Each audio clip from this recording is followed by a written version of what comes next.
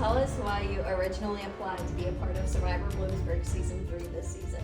I applied because I felt like it was a great opportunity. I was a new student last semester and I saw the posters for it. It was a good opportunity to try to make some new friends and also show a little bit of competitiveness. Did you make any new friends during this? I definitely did. In episode 1, the first activity was the island hopping, where you had 30 seconds to get into trios standing into various hula-hoops.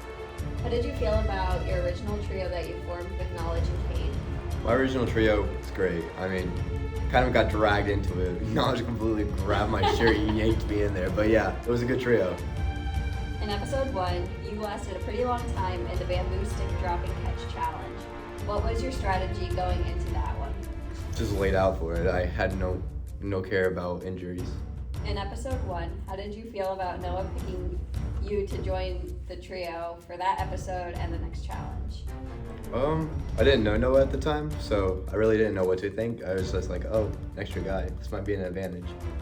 In episode 1, Holly, Grace, and Olivia chose your group of Knowledge, Noah, Cade, and yourself to join them to form Bonobo. How do you feel about being selected to join the second official team of the season? Well, I felt great for not being the last one, first off. Secondly, definitely feel like that challenge was not fair. But overall, I couldn't complain because the team I was on was great. We had half and half athletes, half puzzle people. Felt like a great team. Who did you see as the leader or leaders of the first Bonobo that night? For the first night, it was definitely Holly. She was definitely showing leadership skills. Also a good mix of the older Joe. Why do you feel Bonobo did so well in the challenges that they didn't even have to go to tribal council that night? So we were just there. We got what we needed done. In episode 2, what were your thoughts about Hayden not choosing to rejoin Yukari after returning back from Husky Island, but instead joining your Bonobo team? Honestly, I felt like that was a relief because we already had a throwaway vote because of Grace dropping out. So I feel like we just had another throwaway in case we had to go to tribal council, which we definitely took advantage of that night. In episode 2, Bonobo went to tribal council 3 times. What was that experience like after not having to go at all in the first episode? It was stressful, but at the end of the day, I feel like we only really lost one, which was Knowledge, because like I said, Gracie dropped out, Hayden was just a quick pickup, and we were able to just get rid of him again. It was overwhelming, but at the same time, we only lost one guy. By the time you got to episode 3 at the rec center, did you have any alliances that you have created since episode 1 had filmed, and with so, with who? I had alliances created from the beginning. Definitely Cade was definitely a close alliance. At first with Hayden, but after like returning twice, kind of broke that because, well, I thought he should have been gone. In episode 3, tell us about how the racquetball rodeo challenge went for you. Well, episode 3, I felt like I was scammed in the beginning because before they put the guards at the door for the racquetballs, I found one of the clues, but it made me return it. In the end, I still got it. There was definitely a lot of confusion during the first challenge. I felt like it was set up against Bonobo's failure because serving was like the easiest place to rack up penalties. It was a struggle, but luckily we didn't go to tribal council first, and that's what matters. In episode 3, what were your thoughts about the basketball challenge and how that went for Bonobo? Oh, it was great. I felt like we definitely were really misfortunate, but overall it was a really fun challenge. In the end, even though we lost, it was a blast. Got a dunk on somebody. In episode 4, what were your thoughts about the first team swap of the season and you ending up on the new GIBBON team? I felt like that was my setup for failure because only 2 people from that team were not the original GIBBON, so basically just made us the imposters to the group, so me and Noah both just kind of got thrown away. So I feel like that was definitely our downfall, and the team swap didn't happen. I definitely feel like I'd still be in it. What were your thoughts about the creation of the 4th team with Sulu? It definitely was a surprise. In the end, most of my original Bonobo team went to either there or stuck with Bonobo. So kind of felt a little upset that I wasn't part of it or part of the original Bonobo, because like I said, being 2 people on a team that's been together since the beginning was kind of a rough downfall. In episode 4, tell us about the first community challenge, safety blocks. You chose to be the resetter for the team and were super quick on your feet. What made that so difficult for the new GIBBON to get done? There was a very lack of communication. A few people definitely did not have the stability. I feel like having taller people would have been better, and I probably should have been on the inside. But then at the same time, I was definitely really quick with the resets, so I'm really fast on my feet. I feel like that was a good position for me. In episode 4, tell us about the Donkey Kong Relay Challenge, doing the hula hoop jumping and the Mario Brothers ping pong pickup. How did your team decide who was going to do what?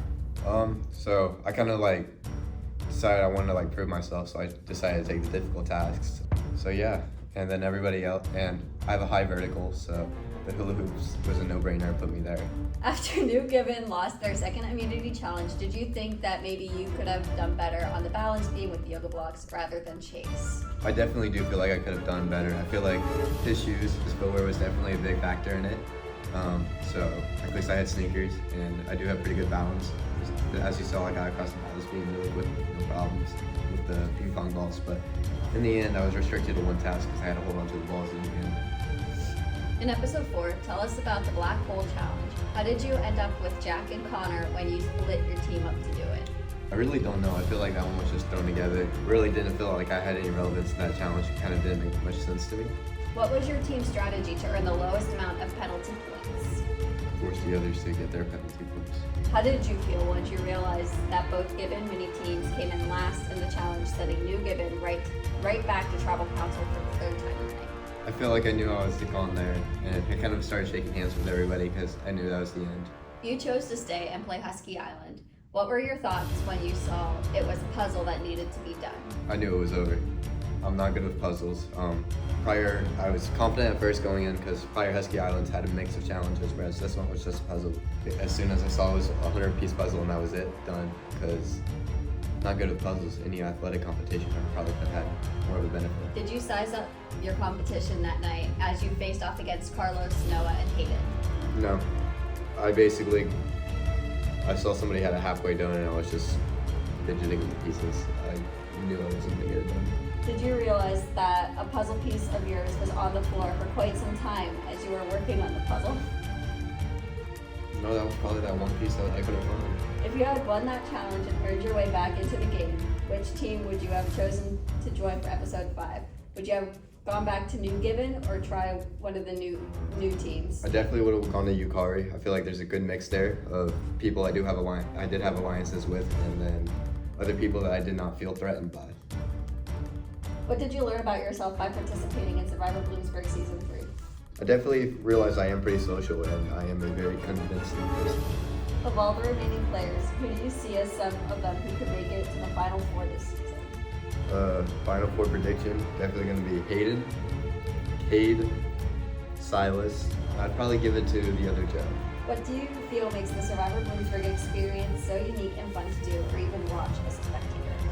Overall, I'll be honest, I don't think I could spectate, but like being in it is definitely a fun experience. It gives me some things to do in my free time. Also opened up the opportunity to create new bonds as a newer student and make new friends. So I feel like it's a great opportunity and it's a blessing to be able to do. If you could tell other students why they should consider applying for next year's Survivor Bloomsburg Season 4, what would you tell them? I would tell them it's a great way to make new friends, and if you come on top, it's an extra 1K that you got whatever to do with.